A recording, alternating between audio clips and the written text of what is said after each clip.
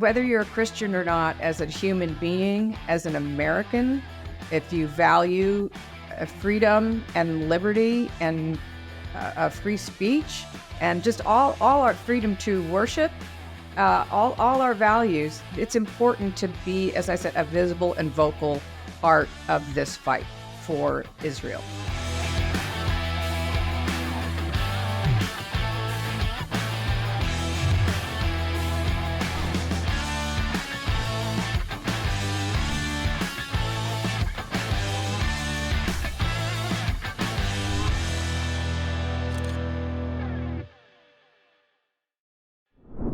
One of the really heartwarming aspects of this terrible time that we're in and have been in since October 7th is that some really amazing people have come forward to stand in solidarity with Israel and really to advocate on behalf of Israel throughout the world. And one of the most outspoken advocates for Israel that I really taken notice of since October 7th is actress Patricia Heaton.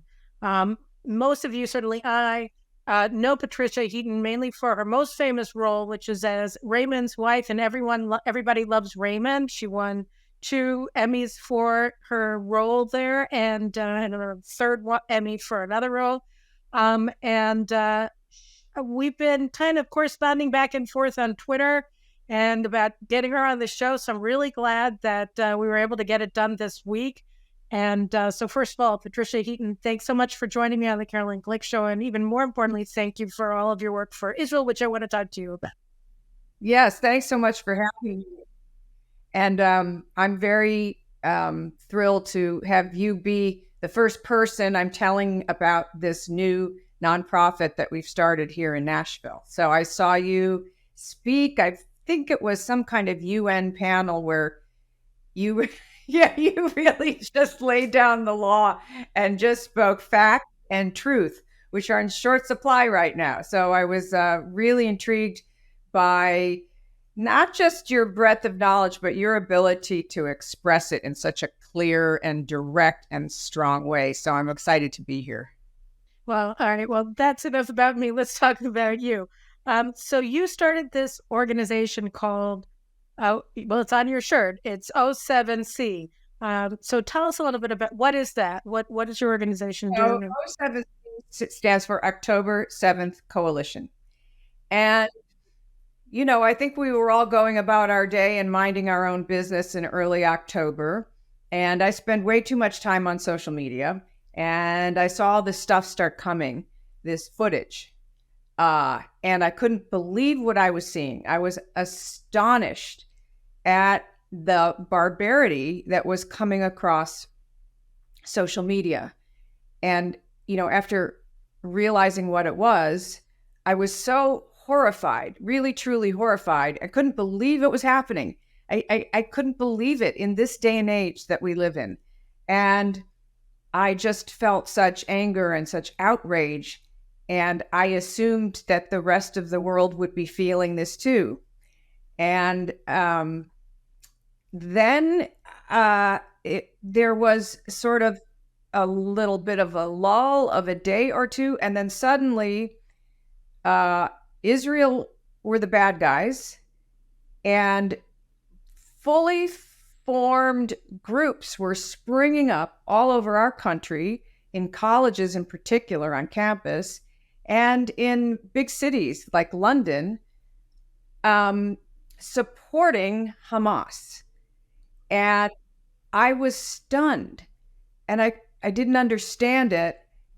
And I also didn't understand why there didn't seem to be a lot of pushback against that coming from America, and particularly churches. I mean, I think I was wondering, I was kind of looking around saying, okay, where is, I assume there would be Israeli flags flying on churches, or pictures of the hostages posted out in front, or church signs that say, pray for Israel, or pray for the hostages. I live in Nashville right now, and it's a wonderful city with wonderful people. And I believe it has the highest density of churches of any city in America, I believe. If not, it's got a lot.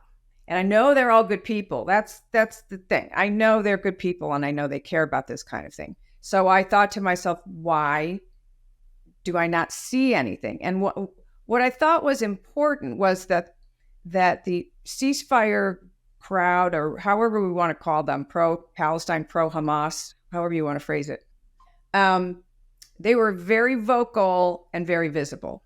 And so I thought, we need to, there is a reason you could choose to say, this is going to just die down, and we're all going to get on the same page. And so let's not make a big deal about it. But that, after a few days, it was clear that this was not going to die down, and that all those very violent, aggressive protests with the drumming were just continuing, getting larger and more hostile. And so I felt something needed to be done. And one of the first Instagram posts I put about it, I said, did you ever have the thought that if you were a German during World War II, that you would hope that you would be that good German that hid your Jewish neighbors? Well, today is that day. You need to speak out. I listed a bunch of organizations that people could donate to. And I said, if you don't have any money to donate, call or text your Jewish friends and ask how they are doing. Because I realized when I did that, I was surprised at the response from people, that they were saying, thank you so much for checking on me. Thank you so much for asking me. I'm freaking out. This is really crazy. I can't believe this is happening. And my Jewish friends felt alone. And I thought that was really awful and sad and embarrassing and terrible. And so I talked to a friend of mine, Elizabeth Doros, who is a Christian married to a Jewish man, raising her children, both Christian and Jewish. And she had the same feeling.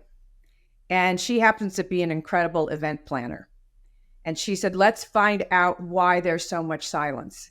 And so we just reached out to about 100 pastors in the area, and 80 of them came to a luncheon. And we had a little event where her husband talked about the anti-Semitism he's experienced. We had an Israeli Christian, a Palestinian Christian. We had a pastor who really reaches out to Israel, and myself, and we just talked about anti-Semitism in the church and what was happening today and how important it was to speak out about this, and how can we help churches express their concern. And we wanted to know what hurdles there were. And so we're still exploring that. And it's, I am not. What have you found out? What were there are different theological.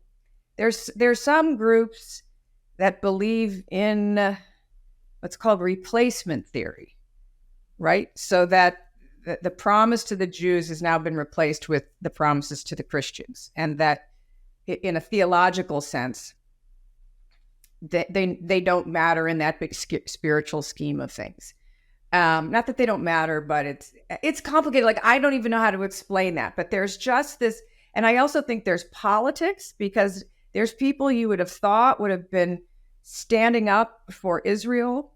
For instance, I think the whole LGBTQ organization and groups, you thought, Israel has just an incredibly thriving LGBTQ population, and Gaza kills them. So you would think that those people would be supporting Israel, and they're not. So it's kind of like, it's very complicated. Like, I don't know if the word is complicated, but it's just confusing as to how groups who you would think would be just on board immediately supporting Israel are not. And so we've taken the view that we want to focus on, first of all, our Jewish neighbors in Nashville. And so we decided to put together the October 7 Coalition, which is to be vocal and visible supporters of the Jewish people and Israel, and make Nashville, our city, the safest place in the country for Jews to live. That's our goal.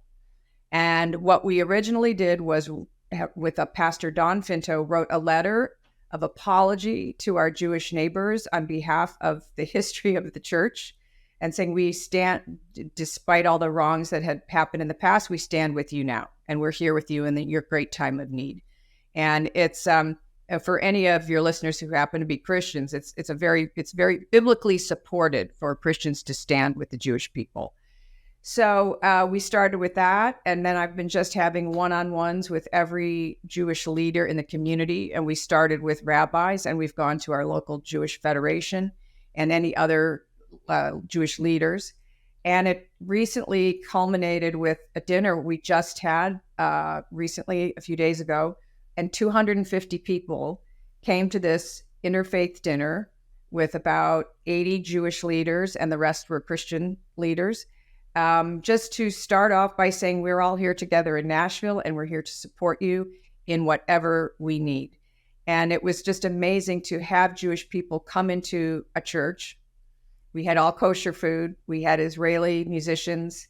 We had Christian musicians, beautiful music, and just a beautiful time of sharing from both Christians and Jews about being in this together.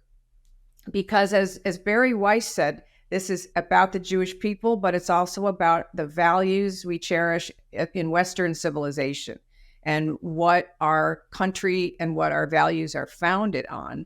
So it's a very big picture that's going to affect all of us. And so we all need to be involved in supporting these values, in supporting truth, foundational truth, and in supporting these facts. And so doors have been really opening. So we were the sponsors of the only screening of the Hamas body cam footage in Nashville at our local movie theater. We had 120 people in attendance.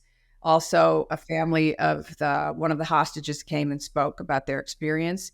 And we did that with the Israeli consulate of the Southeast. And then we are having a couple more events. I'm speaking at some other Jewish organizations. And we continue to find ways to connect our communities.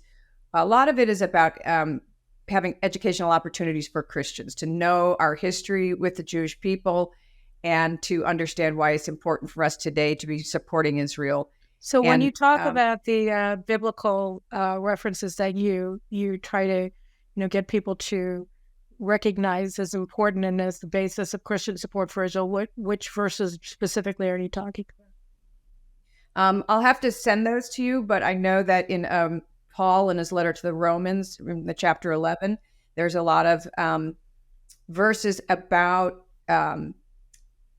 blessing the Jews because they are it's where our faith comes from the Jewish people. And then in the Old Testament, it always says you bless the Jews. It says it all through the Old Testament. In fact, Pastor Don Finto, who's 93, absolutely believes that he's lived as long as he has because his whole life has been about supporting the Jewish people. So it's entirely throughout Scripture. And I also think, as whether you're a Christian or not, as a human being, as an American, if you value freedom and liberty and free speech and just all our freedom to worship, all our values, it's important to be, as I said, a visible and vocal part of this fight for Israel. And it doesn't mean you have to agree with everything the Israeli government does.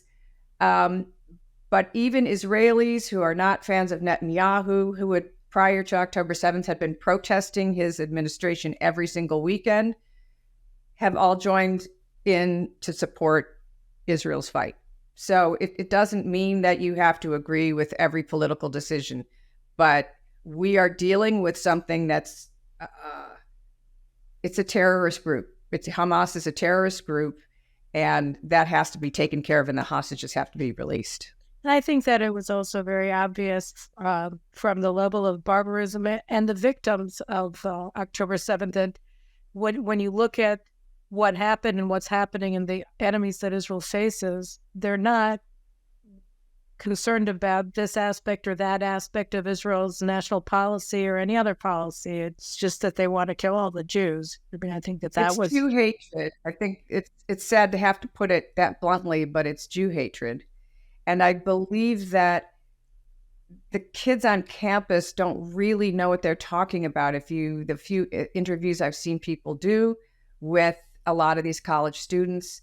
They're either just general radicals who just want to see everything torn down, and this is an opportunity for them to, express that. But they don't actually understand the history of Israel, and they don't understand the history of Hamas and what's been perpetrated upon Israel. Listen, I don't blame those kids, because there's all these professors that at universities that are teaching them all this. And there's journalists who don't know any of this either, or just be, buying into all the propaganda. So there's work to be done. I'm hoping that O7C can really expand to campuses.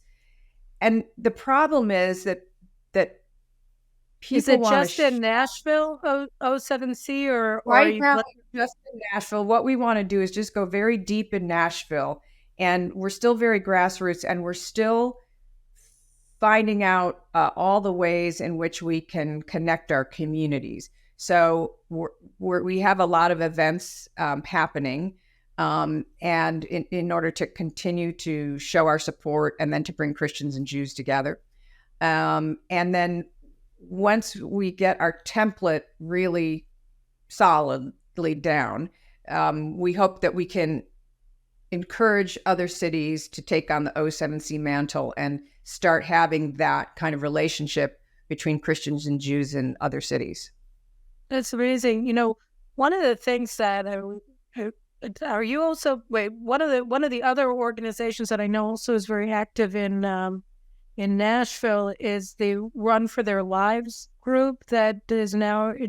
Does O7C work with them as well? Yes, we usually have O7C members every Sunday at 1:00 downtown in front of Bridgestone that gather together. There's usually O7C members there with the two Christian women who started that chapter, Run for Their Lives, in Nashville. So let me just tell my viewers who probably don't know this, but so Run for Their Lives is a group that also was started after October 7th, and I think it has 185 chapters all over the United States, and they demonstrate on behalf of Israel and the hostages every Sunday at 1:00 in the afternoon. So, right. So that was another organization like O7C that I only really discovered recently. So if you don't know about it, look them up online as well. Very important groups. Yes, they are there every Sunday, and they walk down Broadway, which is the busiest street in Nashville where all the honky tonks are and all the tourists come.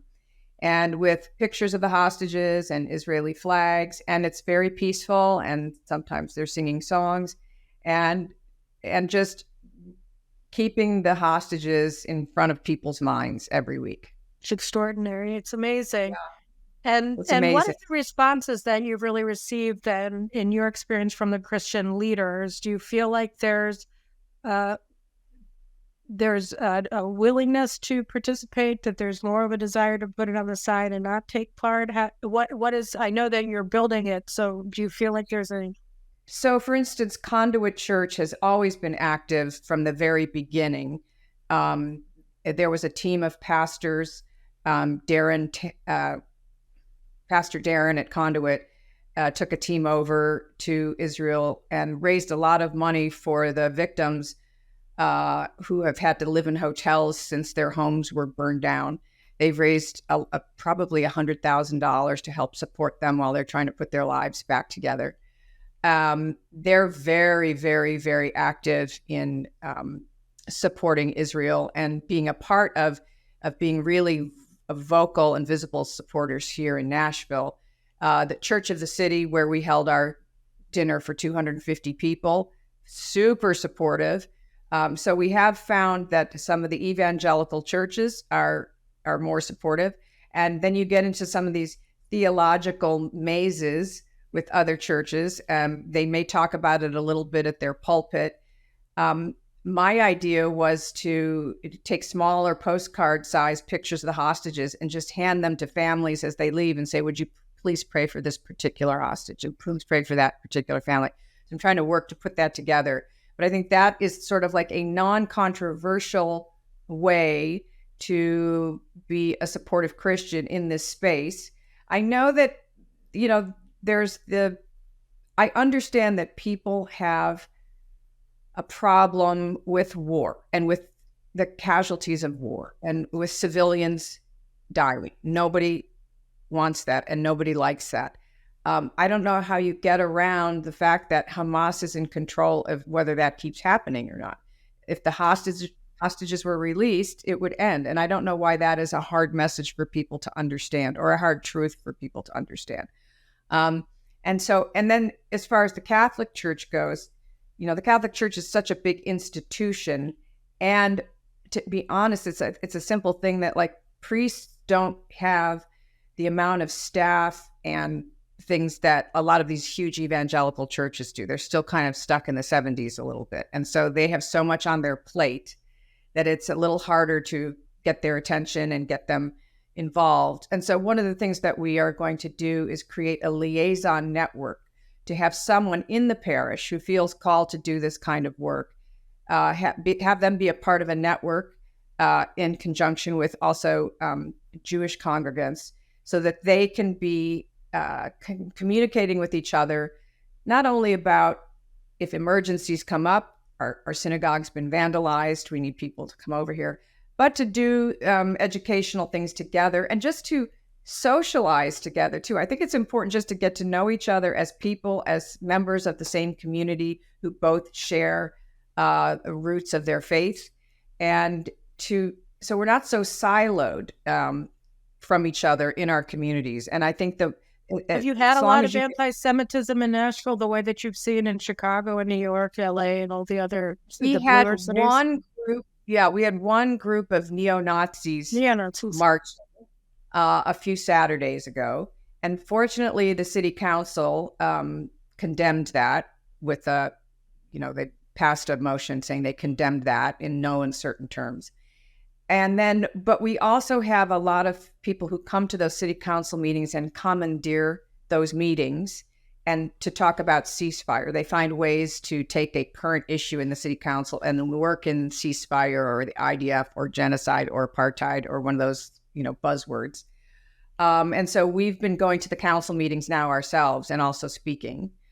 So we have O7C members that show up to those meetings to let the council know that, there are people here who are standing with our Jewish neighbors and with Israel. It's an incredible. Can I just say, it's an incredible undertaking that you've initiated. I mean, it's extraordinary. So you're working in Nashville, but it would be amazing if similar networks could be developed in other cities in the United States. I know you said you want to just concentrate here, but where do you see a potential for this growing? And yes. There's a huge interest from Los Angeles, so I'm heading there next week. There's interest in Denver, and I'm also heading to Denver in May to speak. So I think that if we assume that Christians have the best intentions and just need to know how to reach out and be given opportunities and given a template to do that, then that we can build that community together. So we're there for each other. For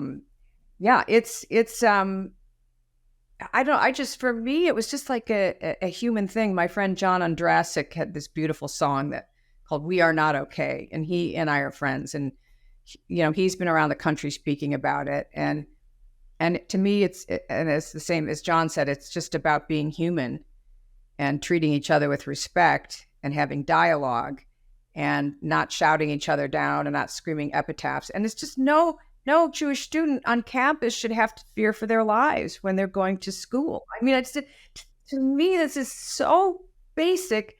It's outrageous that I even have to say that, or that I even have to have October 7th Coalition as an organization.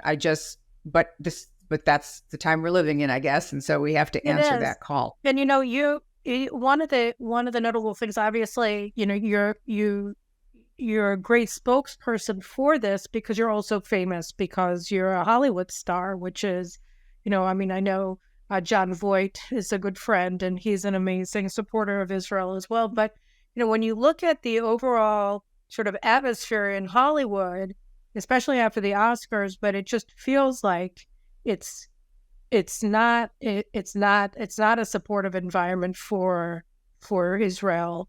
I mean, we just had that incredible speech by what's his name, Jonathan Glazer, at the Oscars, attacking Israel and really just sort of trying to appropriate Judaism for anti-Israel, anti-Judaism Jews like himself. I mean, it was sort of an extraordinary thing.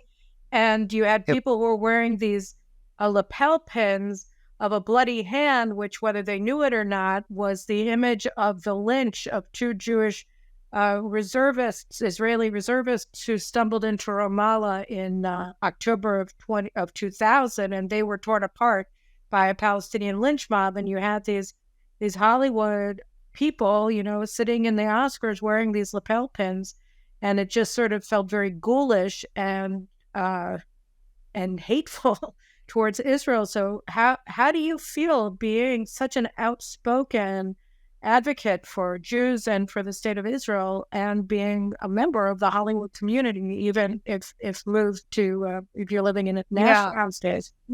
It's an interesting place to be, because I probably have a very different opinion about a lot of subjects than most of my peers in Hollywood.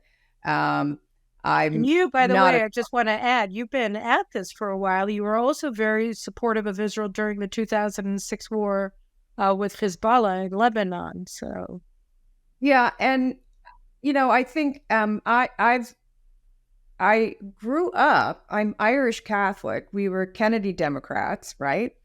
We, supported Cesar Chavez when the migrant workers and boycotted grapes, and we were working within like the civil rights movement and protesting against Vietnam, all those things. And, it was all about working for the poor. And I remember watching my dad, who was always nervous about money because he was sending 5 kids to Catholic school on a newspaper man's salary. And we'd always writing checks, to missionaries and to poor people and all these organizations. So I had that. But for me as a Catholic, when abortion without limits, paid for by the government, became a huge part of the Democrat platform, I could not be a part of it. And so I had to move over to the Republicans. And then I was not a Trump supporter. So then I was like, okay, I have no home. I'm just going to be an actor and do good work where I can. I've been an ambassador for World Vision for about 6 years now, and traveling to war-torn countries that have refugees and all that kind of thing. And so, I mean, my place in Hollywood has always been a little tenuous as far as my beliefs go. But that I have to tell you, I love the Hollywood community. It is so hard to get a movie made. It is so hard to get a TV show made. It is filled with rejection and insults and sharks. And, it's a tough business. And any of us that do it, I'm like, we are in this particular trench together, and it's hard. And so I appreciate, my fellow actors and directors and writers and all producers, all these people. And I've had wonderful relationships, and I had just love being in this industry. But there's just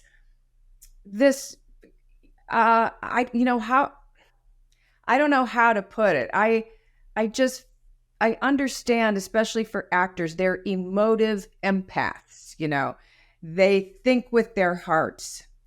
And there's a part of me that's very realistic and sort of fact-based. And I like to know the facts before anything, even if they're hard, even if they're difficult. You have to be sharing the same truths. And I just feel like it's easier to feel things, and then you feed those feelings by doing these actions, and you're not necessarily thinking about them and about really what it is. And of course, I feel like it's easier to say nobody should ever die in a war.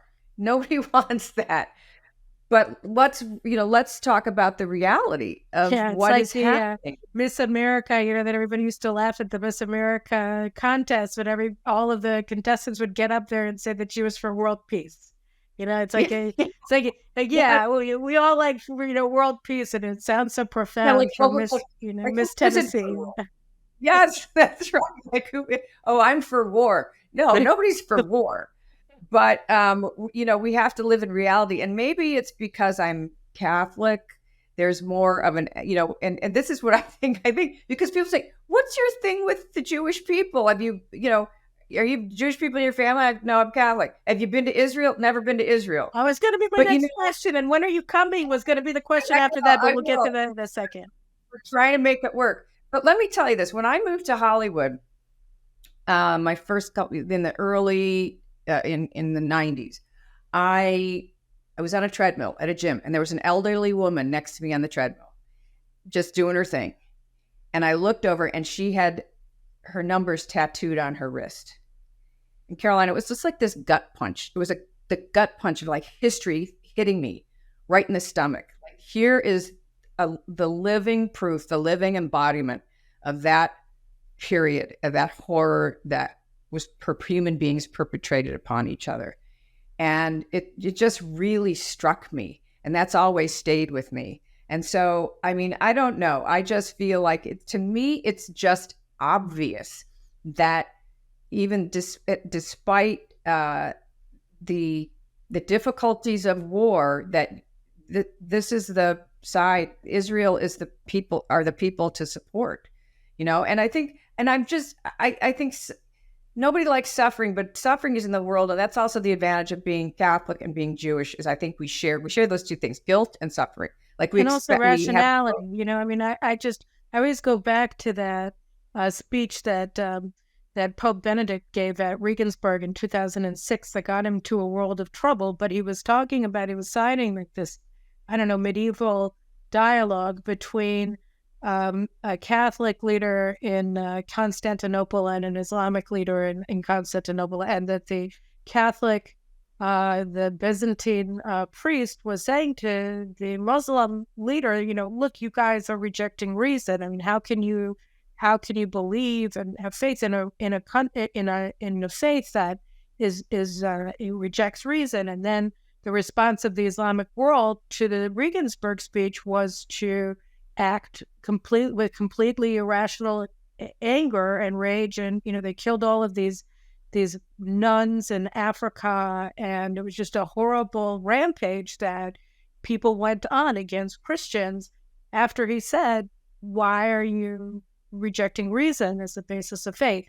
And I think that when you look at this just sort of unbridled rage and hatred that's being unleashed against Jews, unleashed against Israel, there's so much of that, just nothing is predicated on fact, nothing, and they don't want to hear the facts either, because every fact is just somehow or another an aggression.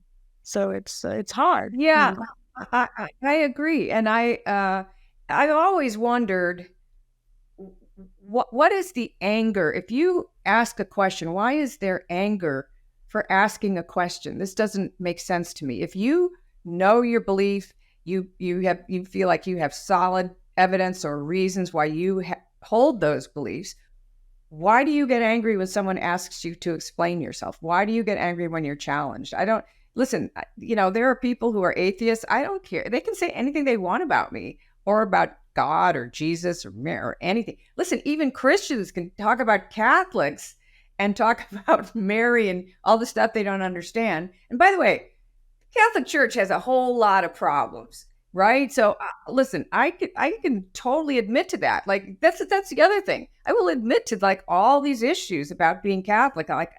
I'm always stunned when somebody converts to Catholicism. Like, oh, really? Okay, all right. Let's wait to find out a few things. But, ultimately, I think I'm fine to be challenged, and it doesn't make me angry that somebody has a different opinion than me, that somebody has a different faith than me. So there's this irrational, as you said, it's the opposite of reason. It's an irrational rage that says something about their belief system, that it must be weak if that's the only response you can have to inquiry about your belief system.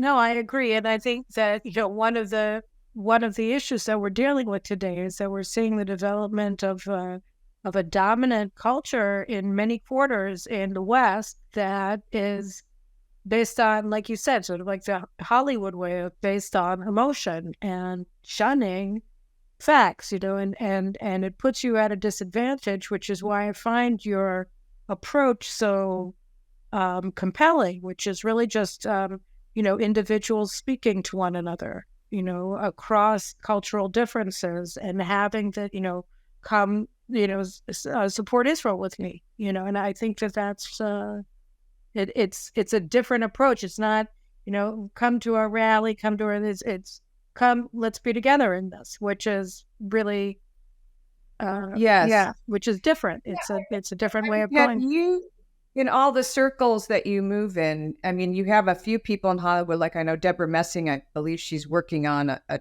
documentary. You had, I think, Amy Schumer spoke out quite a bit, Sarah Silverman. But what do you think?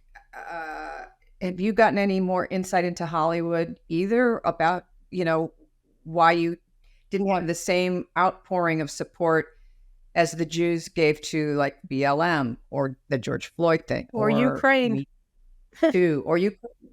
Yeah, I do you have any more insight? Have you talked to anybody else in Hollywood about? I have to admit that I'm about 100 degrees separated from Hollywood, not saying, but all I can say is that it's the same thing everywhere, which is that it's the hatred of the Jews latches on to the emotion. It's I wrote an article on last Friday about blood libels and how this is their moment of triumph, that people are rejecting fact, and the blood libel was so pernicious and so dangerous, and it caused the death of so many millions of Jews across time because it went straight for fear and hatred, and people like that. It's like negative campaigning. It's like how people vote in elections. It's a great tool for political mobilization. Anti-Semitism is. It's a great tool for galvanizing people because you don't have to think about anything. It's a conspiracy theory. So if the Jews are responsible for everything bad, then just, be done with them and everything will be good. You don't have to work through difficult problems. You don't have to think through anything complicated. Just blame the Jews and you're done. And you can be, morally preen and say how smart you are because you know all the answers, because all the answers are the Jews are guilty. And that's why it's so powerful, Yeah, and I think also what's discouraging is to see how the current administration is kind of trying to figure out, I think they are pro-Israel, but they see that so much of their base is on the opposite side of this. And so they're trying to, that's why I think they abstained from the recent vote at the UN about the ceasefire. They just abstained. And I think it just really feels like it's just politics. It's just, there's an election coming up. Their candidate is down in the polls. And so they have to try to figure out how to sort of play both sides of this. And it's really, I don't know. I guess it's just politics. It's why I pulled away from politics, because you just can't, there's so many games that they're playing. People are trying to hold on to their power. But you don't feel like you personally have paid a price or anything like that for your pro-Israel advocacy in Hollywood? Because I know a lot of conservatives feel, like Gary Sinise and others have spoken out, Kelsey Grammer, about, discrimination against conservatives in Hollywood. Well, it's hard to say, because I have, everybody loves Raymond ran for 9.5 years, and then the middle ran for another 9 years, and then I had a show called Carol's Second Act, which was it didn't work out. That was just for one season, and then the pandemic happened, and then I'm older, so there could be a lot of factors here. Like I had an agent who said there's not a lot out there for white women over 50. So there goes my plans of changing careers and becoming a Hollywood actor tomorrow. Never mind. So it's hard, it's hard for me to say. I mean, as a Catholic, I believe that God will open any door he wants to open for my career. So I try not to worry about that, because it would so be out of my hands, and you could go down into a conspiracy theory thing and be paranoid about everything. And, especially at this point in time, I just need to live my life and do what I feel I'm called to do and speak the truth and try to leave something behind of value, whether it's doing this work with O7C or, whether it's trying to put, values-based content into the world. I mean, we've got some, wonderful stuff that's out there. And, as I said, like my husband, David Hunt, and I are, constantly trying to, produce things. And it's really hard. And that's why I will always have this place in my heart for any crazy person who thinks they're going to try to make their living in the entertainment industry. It's just really, really, it's even more difficult now than it's ever been. So, I try not to go down that road of like, oh, it's my political beliefs, or it's my work for Israel, or it's because I'm pro-life. It could be all those things. There could be. I know there are people who I can tell, like if I meet somebody for the first time, and I can just tell by their attitude, they already have been told or have decided who I am. And I can see them approaching me with like, there's sort of a caution. It doesn't happen often, but once in a while. And it's just like, normally when people get to know me, they're just like, oh, okay, well, she's just a person and she's Catholic, so she's going to go this certain direction, yeah, I don't know. You just got to live your life. And, I'm so, blessed with having had these wonderful shows with great people who I still adore. And I have really, 4 healthy sons and a wonderful marriage. And like, that's all really great, and that's what's the only thing that lasts, actually, right? That's the only thing that's actually going to last. So, I have to look at, I'm not like any kind of saint. I have to, I see when, I see who's working and who's not working, what's happening. And I have to do a lot of work on myself to like stay in a healthy mindset and not compare. In AA, they say compare is to despair. And that works in every setting, really. And so, I just, as Eileen Heisler, who created the show The Middle with Deanne Helene, she always says, keep your eyes on your own paper. And like she used to say, like, you don't need to be looking right or left at what anybody else is doing. You stay on your path. And so that kind of helps me stay sane when it's easy to go down a road of paranoia or a road of rejection or a road of envy. None of those things are helpful. So I try to stay away from that. And in the meantime, I've been sort of trying to find, I'm a doer. And so I haven't had a regular series. I've been doing little roles here and there, which has been really fun. And Nashville's a great community to be in, to do all that kind of stuff. But I need more, and I'm kind of a doer. And so when October 7th happened, I thought maybe this is where I should be putting my energies for this time. And that seems to have been, I've gotten a lot of confirmation because of just what's happened in a couple of months of this, of this October 7th coalition has kind of exploded. So, and it's kind of growing faster than we're trying to scramble to do all the things that people are asking us to do. And it's great. And I think, if in any city, if we can get some October 7th coalition groups going and mobilized and really building a strong community, really reaching out to each other, that's really Christians and Jews together is really an unbeatable combination, I think. And I've really noticed, the thing I've learned, being Irish, I just sort of like really have this spirit of like anger, like really like fighting Irish kind of thing.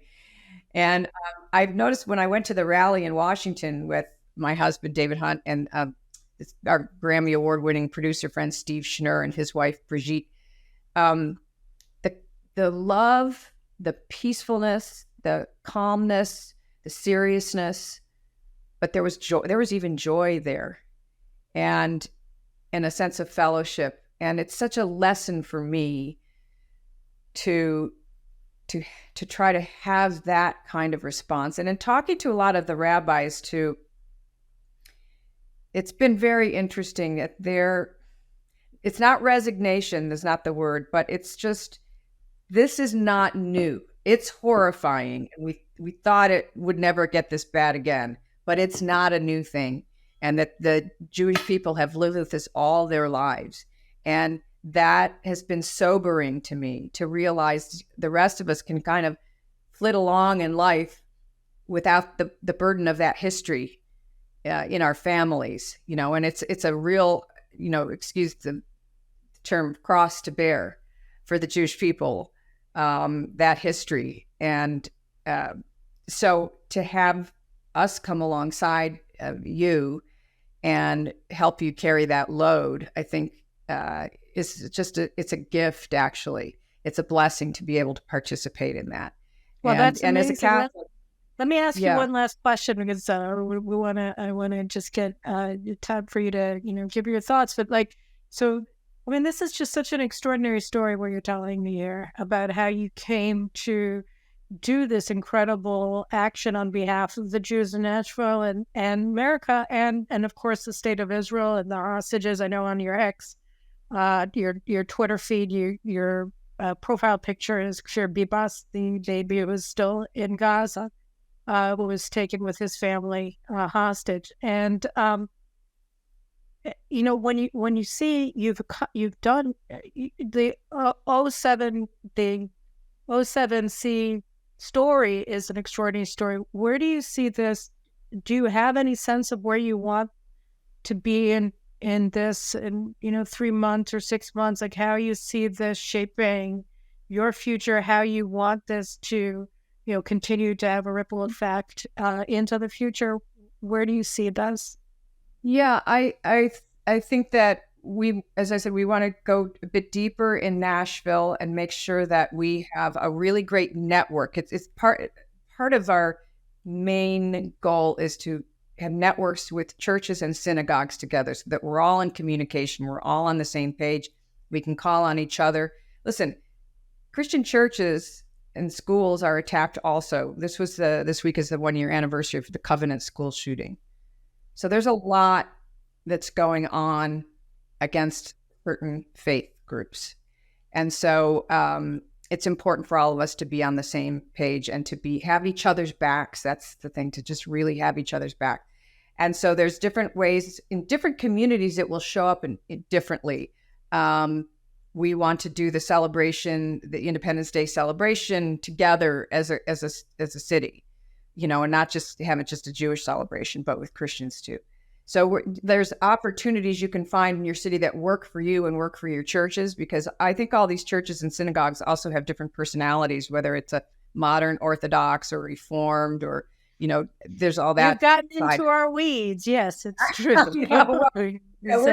Two Jews, 3 opinions, right? So, That's right. Well, we've got the same thing with evangelicals and Protestants and Reformed Protestants and Baptists and and then the Catholic Church, that's its own thing. And so it's a complicated thing. And so I want to give grace to Christian churches if they didn't all just suddenly spring up with all these kind of support things. But I think if the Christians had really followed what the Bible said about how Christians should treat Jewish people from the beginning, and this is Pastor Don Finto says this, we wouldn't have any anti-Semitism. We wouldn't have any Jew hatred. It is in the DNA of the Bible and of Christians to bless the Jews and to make sure the Jews are okay. And not in the sense, because there is a whole kind of evangelical streak of the reason we need all the Jews to come back to Israel is so that Jesus will come back. And to me, whether you believe that or not, how it's supported scripturally, I don't know. That's not my deal. But I don't like the idea that we're using Jews to bring Jesus back. Like that kind of hits me the wrong way. We're blessing Jewish people because our Savior is a Jew. And we are commanded to love the Jewish people as Christians. That's just it. It's not complicated. It's not complicated. That's what we're commanded to do all through the Bible. So I want to do that, and I'm so grateful what God did for me, and I want to serve his people. Even the Christians in the New Testament are referred to as dogs. Like Jesus came for the Jews, and the Gentiles get the crumbs. I'm perfectly fine to have the crumbs of Christianity. That's great. I'm happy to be that. But we are grafted into our Jewish roots. And so that's important for us to make sure that those roots are really, really strong, because that's where we come from. And so that's what this is about. I think this is why I've been called. It just is something, I like to joke, because when I have talked about this in public, I keep tearing up when I talk about it. And I said, I'm Irish. Like, we don't cry, we just drink. But I quit drinking 6 years ago. So now all I do is cry. And, it has really brought that out in me. And I just think God just really broke my heart for the Jewish people and for what's happening. And it's just been wonderful to be in Nashville and really meet all these incredible people in the synagogues, at the Federation. It's just been terrific. And the feeling that we had, that everybody had this past week when we had our dinner of 250 leaders together, was just one of just warmth and security and just a feeling of hope, really, that Nashville was going to be just this incredible place to be for Christians and Jews to be together. So I'm really excited. And I think we can recreate that in any city in the country where Christians put their mind to it.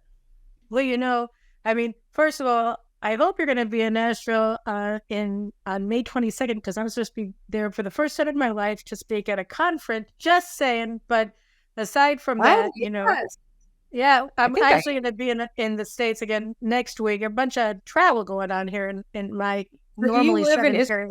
Yeah, we're in Israel. I've been living in Israel for, I don't know, 34 years or something. But the thing that I was going to say is that there are so many believing Christians in the United States, like you, and evangelicals, and all the different variations. And it would be such an extraordinary thing if the model that you're building in Nashville could be repeated, because I think, like you said, there's so many different ways that organized religious groups in the United States, Christians and Jews particularly, are being attacked. Whether by anti-Semitism or some of the, radical, like it was a radical trans person, I think, who slaughtered the children. And, you have all of these different things going on. And, to the extent that, our hands are extended in fellowship and solidarity, because we are all, children of God, and we believe, Christianity, like you said, is grafted onto, is based on the Torah. I think America would be in a safer place as well, and obviously the Jews of the United States that find themselves so under attack today, like they've never experienced before, would feel so much better. So thank you. God bless you for everything that you're doing, Patricia. You're just an extraordinary woman. We call people Eshet Chayil, a woman of valor, and certainly you are one. And I admire you for what you're doing. It's just amazing. Oh, thank you very much. Thank you. It's been a joy for me to do it. I don't see it as courageous, but it's just something any of us should be doing right now. But thank you for saying that, and thanks for having me. And I will be in town on the 22nd, so I hope we can get together. It would be great to meet in person. Yeah, it would. Okay, so anyway, guys, you should check out the O7C group that Patricia has done, and think about wherever you are. What's that? Go to October7coalition.com. October7coalition.com. Yeah. Okay, we'll try to put that up on a link on the show so that you guys can see. And think about, can you do things like this in your community? I bet you can, because why shouldn't you be able to? I mean, Patricia's just shown the way. So I appreciate this very much. And again, God bless you for everything you do. And you know what? You're right. It's not really courage, because if you know who you are and you know what's important, then you just do the right thing. And it's courageous only when you look back and see who stood opposed to you. But, thank you for having your values and for standing up for them. They're very wonderful. I appreciate it. Yep. Thank you.